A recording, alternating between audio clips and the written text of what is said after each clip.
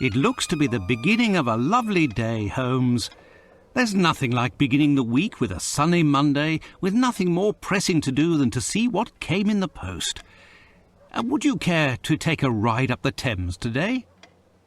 I think not, Watson. Listen, Holmes, your mood has been getting progressively worse for the past 2 weeks. I know you, and I am certain that something is bothering you.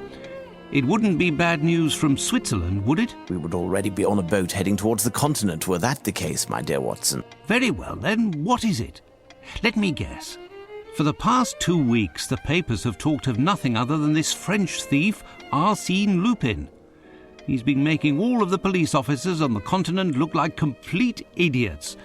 You're taking an obvious pleasure out of reading these articles. My dear Watson. I've put my finger on it, haven't I? I know you well. Something tells me that you will not entertain talk of this Lupin for some time.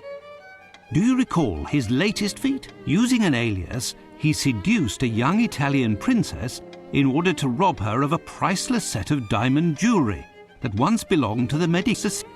These jewels were to be part of the lady's dowry on the occasion of her marriage to the son of a wealthy, influential Sicilian. Finally, our friend, having committed his crime, left word for the local press, explaining that there was no other way for the charming lass to escape a marriage of convenience with, I quote, an uncultivated and uncouth boor without the least refinement. Since then, the lady has been confined to a convent, and rumour has it that the two outraged fathers have jointly offered a sum of countless millions of liras for the head, the rest of the body being optional, of the man who is responsible for their dishonour. Are you acquainted with the reputation of the Italian criminal milieu? Why, another letter from the zoo about those missing birds, as if we were going to be running around the whole of London chasing chickens. As I was saying, are you acquainted with the reputation of the Italian criminal milieu? This Arsène Lupin must be in hiding somewhere, surrounded by bottles of champagne and stolen treasures. How foolhardy and arrogant. Oh, these French. However, he didn't pursue this foolishness to the point of risking stepping onto British soil. Has the cat got your tongue, Watson? What?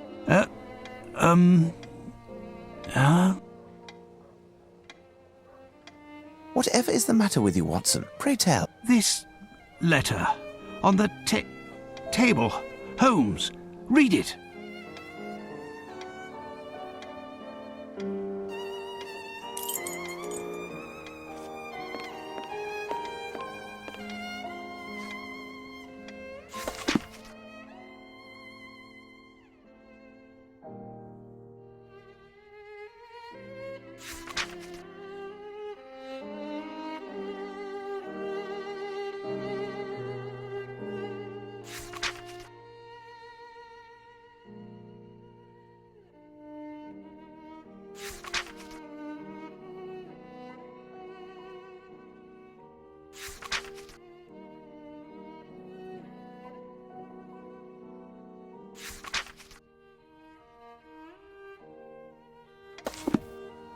Holmes, this is truly unbelievable. Surely this cannot be taken seriously. It's possible, Watson, that this letter is nothing but a prank. However, a small chance exists that both the challenge and the threat are real. What will you do? First, I'm going to enjoy the breakfast Mrs. Hudson has prepared. If you would be so good, Watson, as to clarify some of the riddles in the letter. Firstly, if Arsène Lupin is actually the author, as he states, why does he sign with another name? When it comes to the poem, even if an answer seems straightforward, we must be quite certain. What would the target of tonight's theft be if this letter turns out to be accurate? We have 1 day to find the solution and to take preventative measures. You could go see Barnes, the bookstore in Glentworth Street.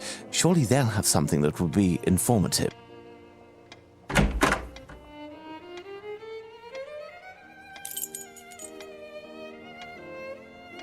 Holmes's Table for Experiments. A motley collection.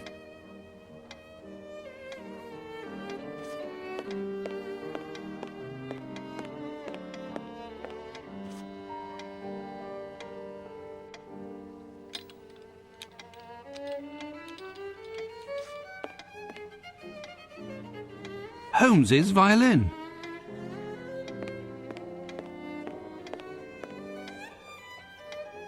The Reichenbach Falls. What an awful memory.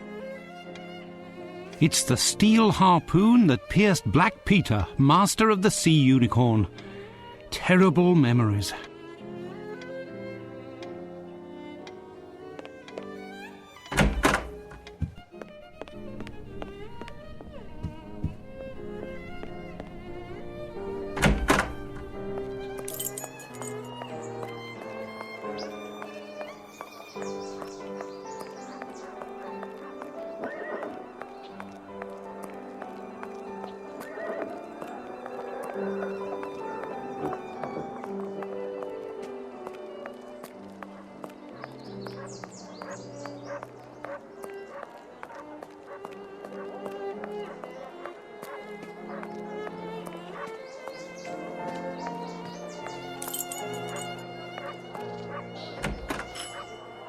Poor Barnes should hire a cleaning lady. Oh, what a mess.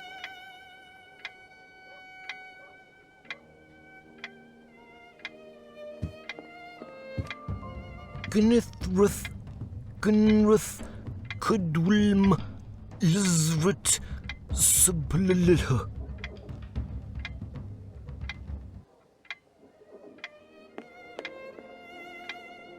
Good day, Barnes. Hello, Dr. Watson. How are you? I didn't hear you enter. Are you busy? Am I disturbing you? Not at all. I was researching, but if you came to see me, it must be that you're looking for something specific. Perhaps I can help you? A very strange affair, bewildering even, has brought me to see you. An affair involving a Spanish cape and a one-eyed, one-armed man. Most certainly. You will find the works dealing with naval history on one of the shelves somewhere. Thank you. I'll go look.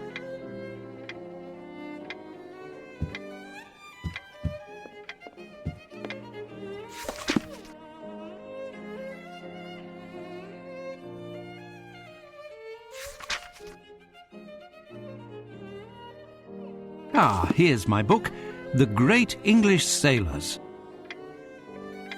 As it happens, I found this book and... Excuse me, my dear Dr. Watson, but I am in need of tranquility. Well, farewell, Barnes.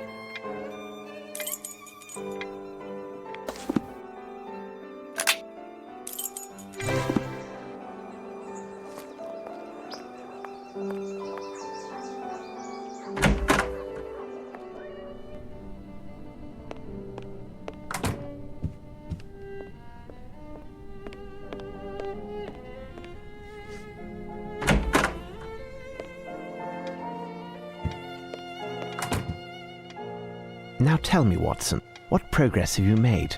Have you found the meaning of the mysterious signature?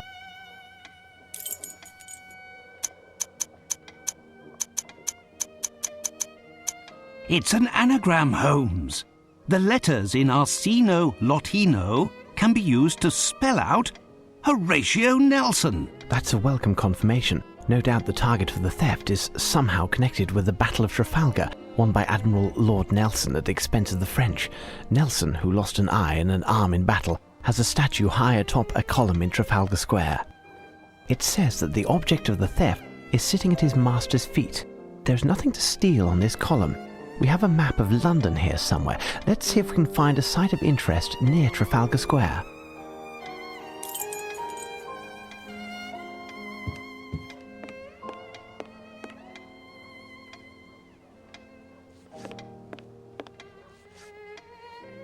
Ha! I found it at last! The map of London. So, according to you, what is there to steal in Trafalgar Square? Show me on the map, Watson.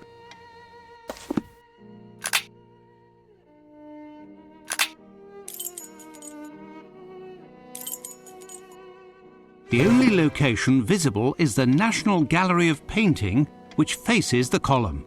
Why not? Our man wants to steal a painting, but which one? Watson, shall we head out? Let's take a tour of the National Gallery. While you find us a hansom, I'll send a message to Lestrade to have him join us.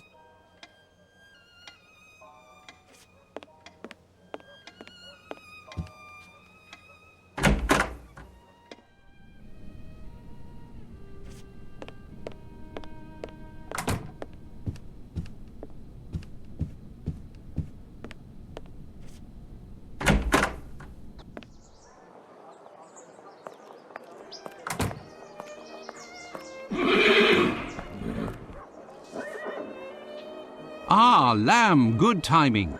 Can you give myself and my friend Sherlock a lift? With pleasure, Dr. Watson. The mistress, Miss Bromsby, gave me the day off. I'll wait for you.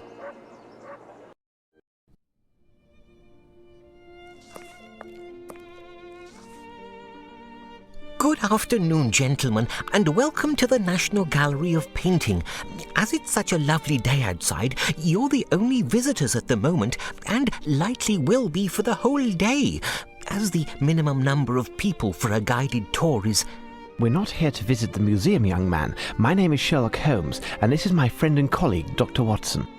Sherlock Holmes, the famous detective? Indeed, I have reason to believe that a theft is being planned that will take place here, perhaps as early as today. A robbery? I'm not certain, but there is a good reason to believe that is the case. We have contacted Inspector Lestrade at Scotland Yard, and he should be joining us momentarily. Meanwhile, rest assured that we are here in an official capacity. In the meantime, you can certainly help us. One of the paintings will play a part in the matter, but I don't yet know exactly which one. I do, however, have a few clues that should tell something to a specialist like yourself. Ah, yes, of course. As it happens, I've only been working here for 3 days. Actually, I'm an apprentice, and my duties here are essentially administrative. Pray tell, would I be correct in deducing that the elder of the two men that we can see up there is the director of the museum? Yes, that is Sir Pointer. He could certainly assist you better than I, but at the moment he's terribly occupied and will be for some time. But the location that you are proposing is unworthy of my work. All of my pieces are hymns to color and light. It's the very stars, the sun that you want to extinguish. Please understand, dear sir, the entrance hall is reserved for temporary exhibitions. We are able to add more lighting. In that case, you would have to provide lanterns across the whole length of the ceiling, and to use the most refined oil possible. Definitely not gas. And mirrors to reflect the light, along with some canvases in basic colors to bring out the contrasts. We will do all that we possibly can. Nevertheless, I insist that a number of my works must be on the main floor next to the large pieces. But our rooms are already full and, as you know, each has its specific subject. Too much modernism? How can there be too much modernism? Modernism doesn't exist. Only art exists. Art is timeless. Art is cosmic. Well, sir, perhaps we should continue this conversation in my office. Then you must certainly have a ledger of the works that are shown in the museum, with a description of each painting. Yes, Sir Pointer entrusted it to my care this morning so I could familiarize myself with the collection, but I lost it. I know I make a rather feeble archivist, but while I was doing a tour of the museum, the painting that Mr. Pointer is now dealing with arrived, along with cases full of canvases that he had to quickly inventory. The case of the missing ledger. What do you make of it, Watson? Listen, Mr. Palinor, sir. Palinor, my friend and I will make our way through the museum in order to find the ledger. If you lost it while touring the museum and it wasn't back on the desk, then it must be in one of the galleries. Stay here and we will return to see you when we have found it, and not a word of it to the director. Certainly, sir. With many thanks. I will continue to do my inventory and await you. Tell me, young man, would you happen to have a blueprint of the building in order to facilitate the task at hand? Ah, yes. Where did I put it? Oh, yes, here it is. Farewell, Palinor.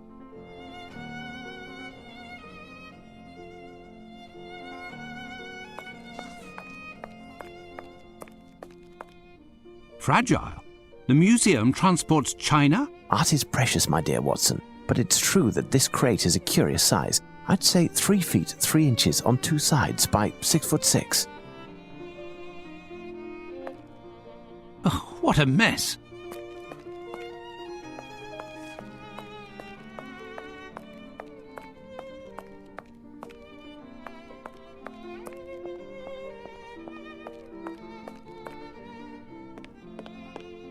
Closed.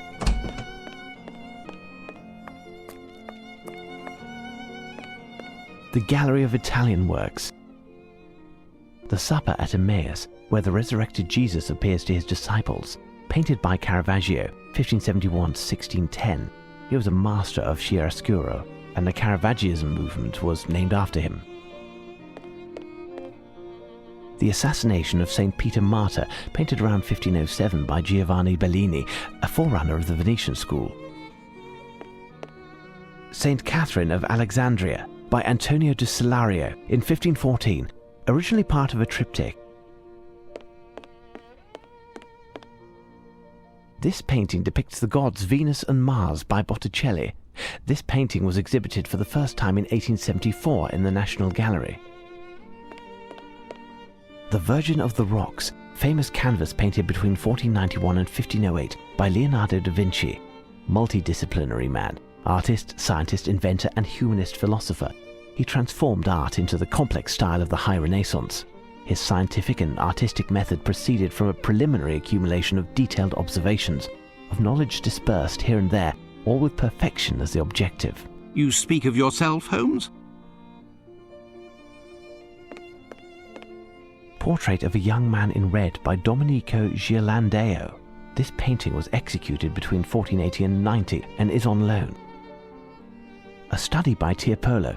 The Trojans bring the Greek horse into their city, causing their own ruin. Thus it's best to beware of certain gifts. Canvas by Orazio Gentileschi, 1563 to 1639, Baroque painter influenced by Caravaggio. His daughter Artemisia became a painter in her own right. A painting by Veronese, the family of Darius before Alexander.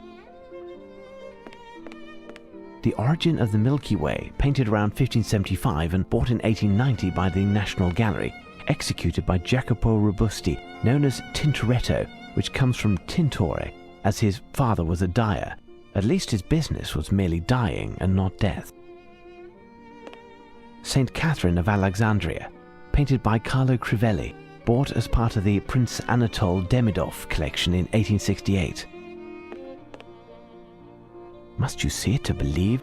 The Incredulity of St. Thomas, master of the work, Battista Giovanni Cima, born around 1459. Adoration of the Kings by Botticelli, bought by the National Gallery in 1878. Painting by Lorenzo Lotto, born around 1480, died in 1556 or 7, has a very idiosyncratic style. St. Catherine of Alexandria by Raphael, painted around 1507, one of the greatest Italian painters and architects of the High Renaissance.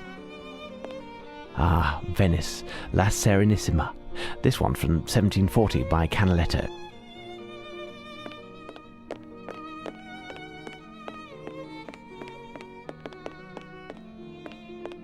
Portrait of a man, canvas loaned to the museum, work of an unknown artist, dating between 1645 and 1655. Canvas painted around 1620, unknown artist from the Flemish school.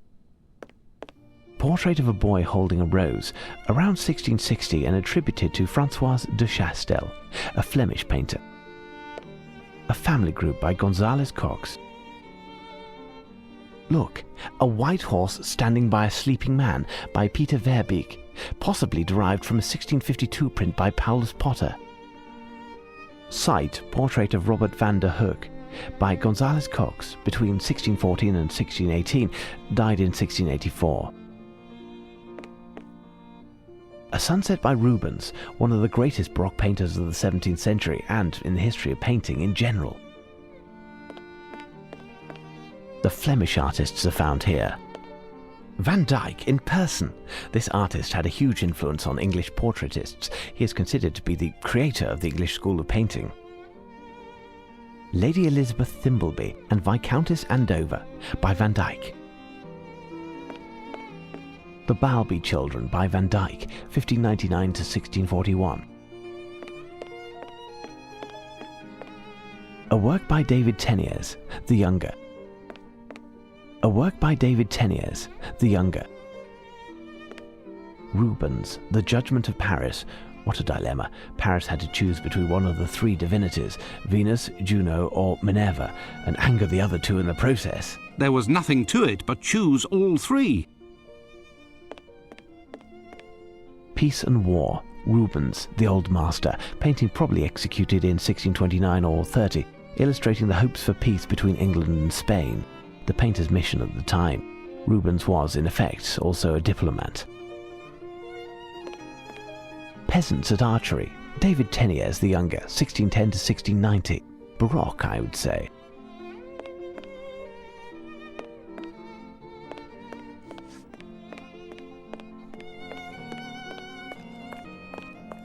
Dutch Gallery.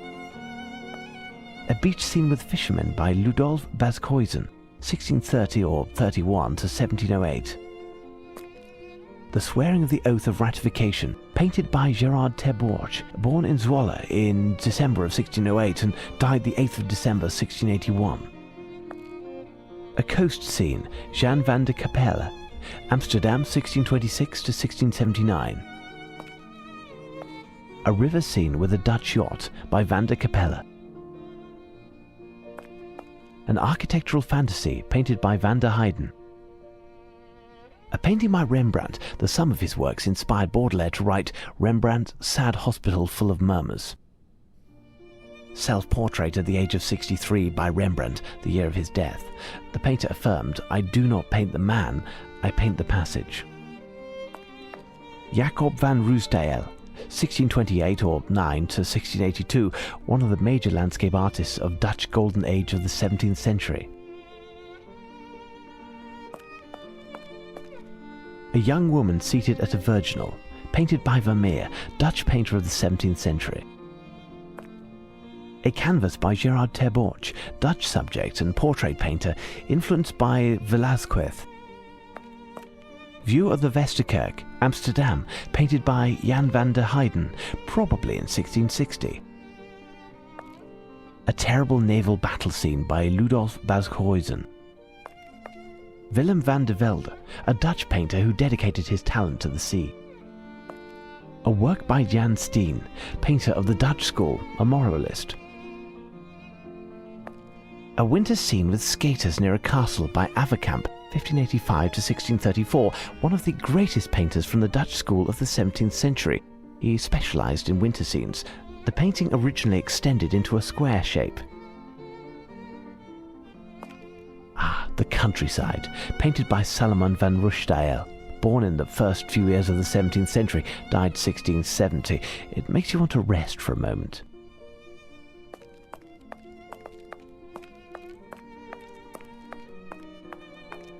English Painters' Hall. Lord Heathfield of Gibraltar by Sir Joshua Reynolds, 1723 to 1792, one of the greatest portrait artists of his time. Dr. Ralph Schomburgk by Thomas Gainsborough, 1727 to 1788. A canvas by Sir Reynolds, Colonel Tarleton, hero of the British forces during the American War of Independence. Queen Charlotte, painted by Sir Thomas Lawrence, an 18th century painter. Lady Coburn and her 3 eldest sons by Sir Reynolds. Self-Portrait by William Turner, born in 1775, extraordinary English painter.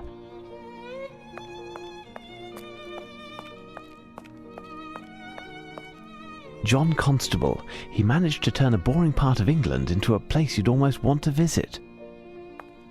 A canvas by William Turner, the painter of light. Margate from the Sea by William Turner, here we have a precursor to Impressionism. A magnificent landscape by Gainsborough. Ah, Thomas Gainsborough, one of the most famous English portrait and landscape painters. The Painter's Daughters Chasing a Butterfly by Thomas Gainsborough, an unfinished painting but touching nevertheless. Sun Rising Through Vapour by William Turner. 40 years before Monet, Turner creates a new painting that dissolves forms in a quivering of atmosphere and light. The Evening Star by William Turner, the graceful transitional moment between day and night. Mr. and Mrs. Andrews by Gainsborough, an unfinished painting. An unrivaled landscape artist, he was obliged to do portraits in order to earn a living.